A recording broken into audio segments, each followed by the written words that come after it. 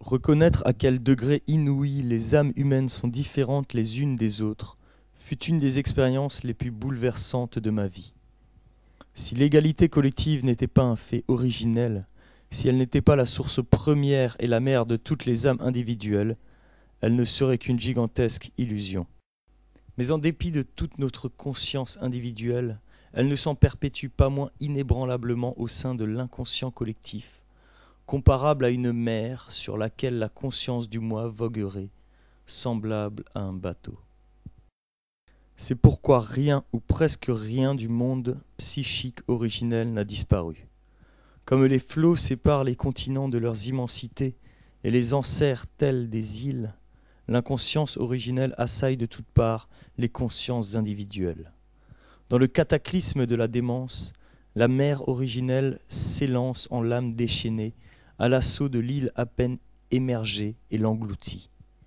Au cours des troubles nerveux, ce sont au moins des digues qui sont rompues et des champs fertiles dévastés par l'inondation. Les névrosés sont sans exception des habitants des côtes, les plus exposés aux dangers de la mer. Les soi-disant normaux habitent à l'intérieur des terres sur un sol sec et surélevé, au bord de lacs et de rivières paisibles. Nul raz de marée, si puissant soit-il, ne peut les atteindre, et la mer est si lointaine que l'on en arrive à nier son existence. L'identification avec le moi peut être si poussée que les liens qui unissent l'humanité se relâchent et que les hommes se dressent les uns contre les autres. Cela n'a que trop tendance à se produire, les volontés individuelles n'étant jamais tout à fait identiques. Et pour l'égoïsme primitif, il est clairement établi que ce n'est jamais moi, mais toujours autrui qui doit. La conscience individuelle est entourée par les abîmes de l'inconscient comme par une mer menaçante. Elle n'est sûre et n'inspire confiance qu'en apparence. En réalité, c'est une chose fragile, vacillante sur sa base. À l'occasion, il suffit simplement d'un puissant affect pour perturber de la façon la plus sensible l'état d'équilibre de la conscience. Le langage le dit bien. La colère m'a mis hors de moi, m'a fait sortir de mes gonds. On ne le reconnaissait plus.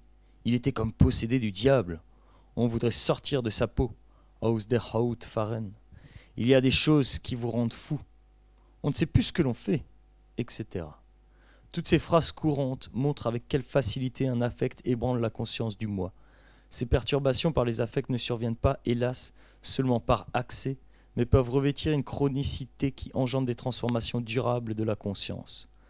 Du fait des ébranlements psychiques, des pans entiers de notre nature peuvent s'effondrer dans l'inconscient et disparaître de la surface de la conscience pour des années, des dizaines d'années. Il peut en résulter des transformations durables du caractère. C'est pourquoi l'on dit avec raison, depuis tel ou tel événement, il est devenu un autre homme.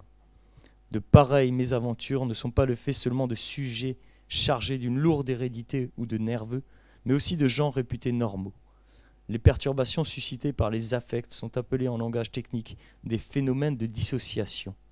Au cours des conflits psychiques apparaissent des failles de cette nature, qui menacent de ruiner la structure ébranlée de la conscience.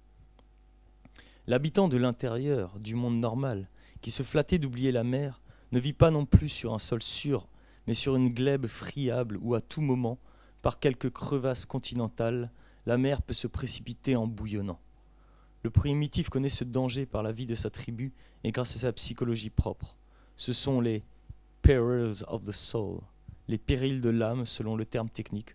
On nous distingue la prétendue perte de l'âme et la possession. Toutes deux sont des signes de dissociation.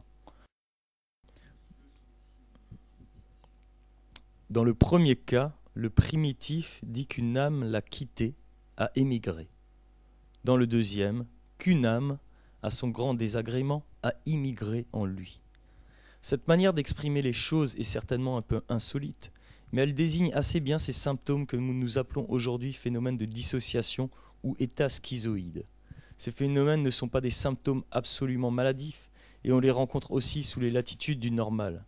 Ce sont alors des transformations du sentiment général des choses, des sautes irrationnelles de l'humeur, des affects imprévisibles, des aversions soudaines, des lassitudes psychiques, etc. On peut même observer des phénomènes schizoïdes analogues à la possession du primitif chez l'homme réputé normal. Car lui non plus n'est pas vulnérable aux démons de la passion, ni à l'abri de la possession, ne serait-ce que par le truchement d'un coup de foudre, d'un vice, d'une conviction exacerbée, bref, de tout un faisceau de possibilités qui ouvre un abîme profond entre lui et autrui, suscitant un douloureux déchirement de son âme.